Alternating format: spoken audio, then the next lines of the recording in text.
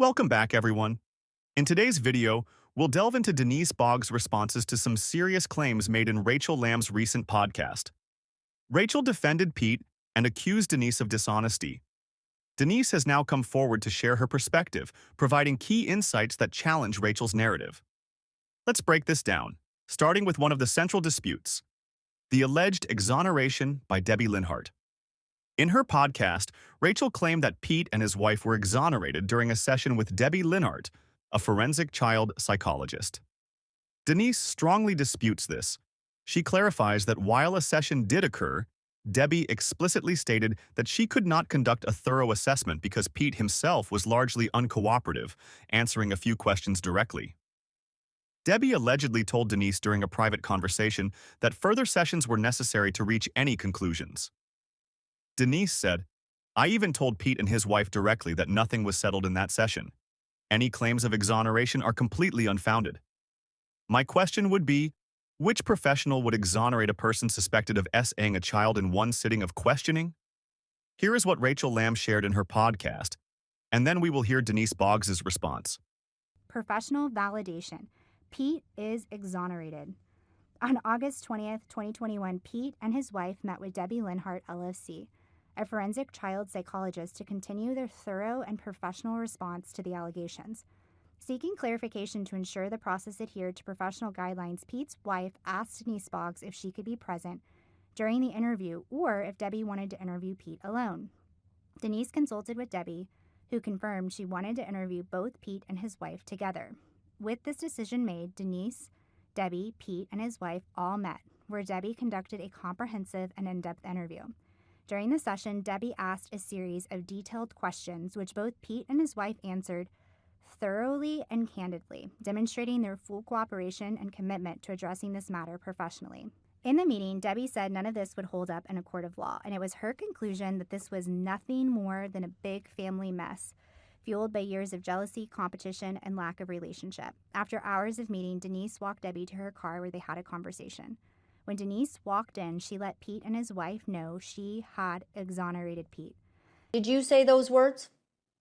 Absolutely not. No, absolutely not. Hmm. No. I mean, No, it was how would yeah, one exonerate something so serious in one session? yes. No, and see, the problem was that it was a long session because Debbie would ask questions and then Rachel would answer them. And so Debbie kept trying to have questions that Pete would engage in, but that didn't happen. And so that was the conversation when we went to the car. She said, I wasn't even able to do a thorough investigation, assessment. She said, because he didn't really answer one question himself. She answered them all. So she said, I can't do anything. Okay. So now when I went back in to the house, of course, they were very stressed because, oh, what's this going to mean? What's this going to mean?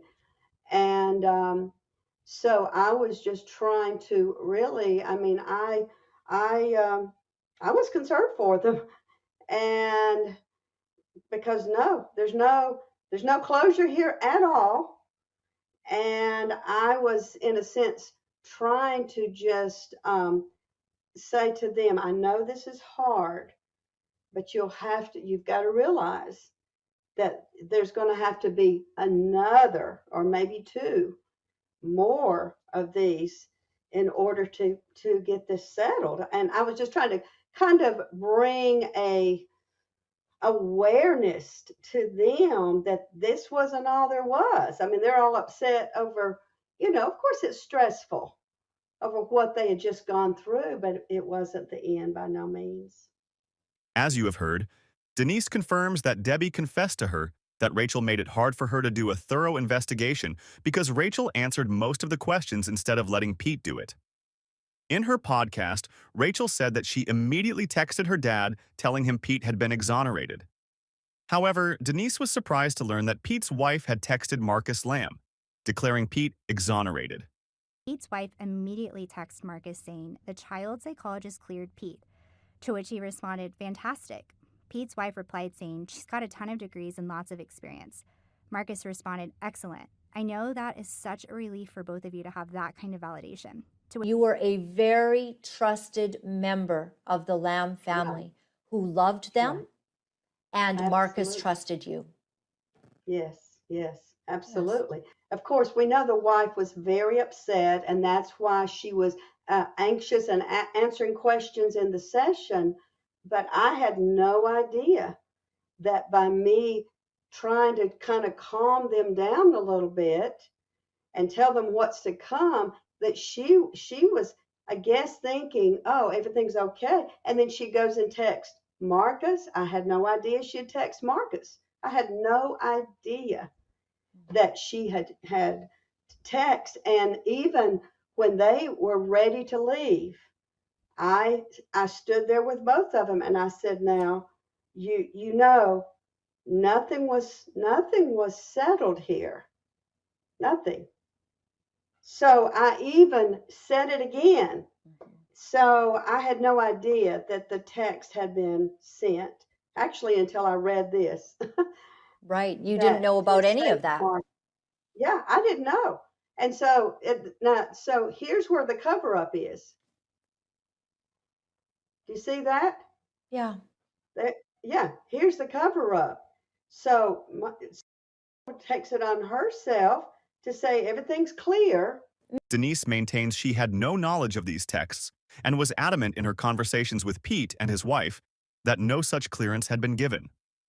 While the texts may have conveyed relief, they were based on a misunderstanding or misrepresentation of Debbie Linhart's findings. This confusion, Denise suggests, played a key role in perpetuating misinformation within the family. According to Denise, Rachel's text to her dad made him tell Denise to drop the investigation since he was told that Pete had been exonerated. However, this was not so, and it came out as what Rachel used to sabotage the investigations. Another crucial point is Pete's behavior following the session. According to Denise, Pete repeatedly asked her to provide written confirmation of exoneration, even after she had made it clear that she lacked the authority to do so. Denise recalls him pressing her as recently as the day of Marcus Lamb's funeral, which she found deeply inappropriate given the timing. Pete even suggested I put it on professional letterhead, which would have been a complete fabrication. I refused, knowing that it was unethical and untruthful. Here is what Denise had to say about that. Pete asked Denise if they could obtain Debbie's findings in writing so they would have something to present her professional opinion, and Debbie agreed to do so. In the meantime, Denise was able to share with Jonathan and Susie the counselor's findings, and after that, Marcus and Joni planned for Denise to fly to Dallas to work on a path to healing. Miss Denise, correct me if I'm wrong, but when you were here last, you told me that 3 times, I believe, Pete kept coming to you to Yes. say, Yeah. can you clear me? Why would Yes. Pete keep asking you that if he'd been exonerated? Yeah, I know. That's right. I know. He wasn't exonerated. So that's why he would ask me again and again. And I kept saying, Pete, I can't. You have to come back and you have to meet with Miss Debbie Linhart because she's the licensed professional counselor. I'm not. And you know, and he even said, well, if you put it on a professional letterhead, it'll count, won't it? I said, no, I can't. No, that won't work. I'm not licensed. No. And so So he when I actually said said that, he that, said, well, Miss I'm not Denise? coming back.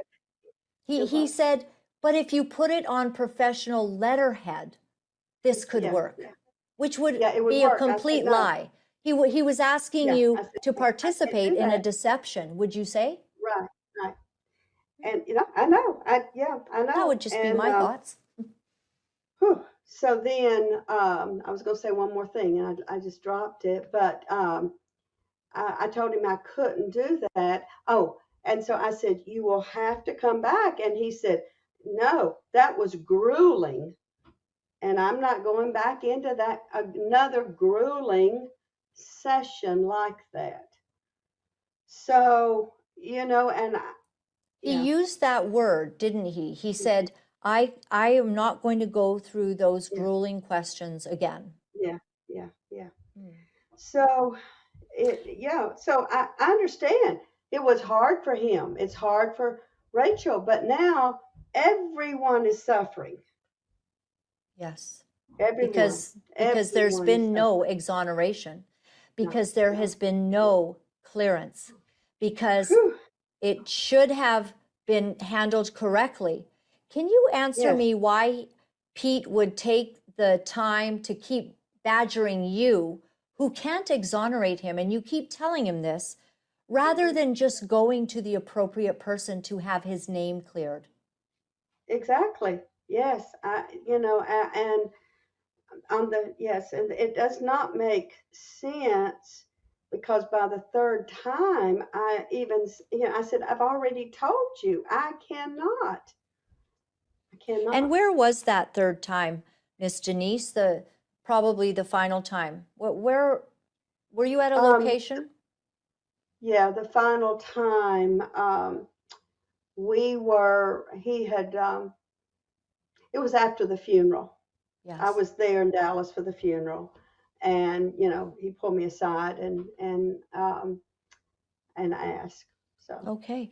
So do you mean the same day as the funeral? You mean the funeral's just mhm, happened and it's right after, as in an hour yeah, after, yeah, and he's yeah. I asking can't remember you? how much time. I think I was Yeah. riding with them in their car. It seems like, Okay. and yeah. And anyway, I can't remember, but But it how was the long it was. same day, It you was an believe? hour, 2 months. But it was the same day. Yeah, it was It the was the same same day. day. That's all that matters. And asked, "Can you not go ahead and give me?" I said, "I can't. I am," and I said it again. I can't. I am not licensed. You would have. I've already told you. The only way for this to be exonerated would be for you to meet back with Miss Debbie Linhart because she is the first one, the only one that has begun this questioning, and it would just have to be continued. Mhm. So Despite Denise's clear refusal, Rachel's narrative failed to address Pete's repeated attempts to seek exoneration from Denise. This raises further questions about the motivations behind Rachel's statements and the completeness of her account. Rachel also claimed that there was no cover-up by Marcus and Joni Lamb, as alleged by Jonathan and Susie Lamb. However, this can be true only because Rachel interfered with the investigations by giving a premature report to her father Marcus. Watch this. 38 months later, Denise's troubling shift. Adding to this troubling narrative is Denise Boggs' behavior. Not only did Denise betray client confidentiality by sharing sensitive information, but she also manipulated the narrative by changing her story over time. If Denise genuinely believed Pete had acted inappropriately, why would she travel to Dallas to help facilitate family reconciliation? Her actions at the time show that she did not perceive any wrongdoing, and her decision to disclose troubling details 38 months later seems more aligned with retaliation after her relationship with Daystar ended than with any true concern for justice. There was no cover up. The facts speak for themselves. Marcus and Joni never covered anything up. Pete has been transparent and cooperative at every step, going above and beyond to address these baseless accusations. The ever-changing narratives and contradictions from Jonathan, Susie, Denise, and Debbie reveal the truth. This entire situation is built on falsehoods, manipulation, and retaliation. The reality is clear. There was no cover up, and this entire saga is an outrageous distortion of the truth. Susie's final statement to Julie Royce confirms exactly what we've been saying all along. This was never about Pete. It's not about justice for their daughter. It's about targeting Joni, undermining Daystar, and attempting to unseat her. This has always been about power and control, not truth or protection. and see, the thing is, I did not know that the wife had texted Marcus saying that Pete had been exonerated. And so here I am trying to keep getting them to come back. And Marcus is thinking, oh, it's clear. And so that would even explain why then I get a call later saying, okay, just drop everything, don't do anything more. So, but I Understood. didn't know. Yeah, I Of didn't know course. till today that there had been a text to Marcus. Yeah. And what's interesting is that that Jonathan and Susie didn't know either. And so we've kind of been now understanding that that Marcus and Joni had false information. And that Yeah. is why they really came down very hard. He's been exonerated. Now, to me personally, I don't know why you would think someone could get exonerated in one meeting. Just one little meeting. Yeah. Yeah, Yeah. you You know, couldn't know. yeah, it doesn't make sense from that aspect. But of course, Yeah. this is what Marcus and Joni were told, and therefore Yeah. it wasn't a lie that they said, because I have previously called it a lie, but Mm. it wasn't a lie. Nonetheless, they certainly wanted to have nothing to do with this essay of the child and this beach incident. They did not actually want, Marcus and Joni did not want this to be a thing. They declared it a non-event the day of the beach. Yeah. This saga highlights the importance of transparency, accountability, and truth. Denise's testimony sheds new light on events and underscores the need for further investigation and reconciliation within the Lamb family. What are your thoughts on this complex situation? Let us know in the comments below. Rachel's statement from her podcast has uncovered some of the missing details in this whole cover-up saga.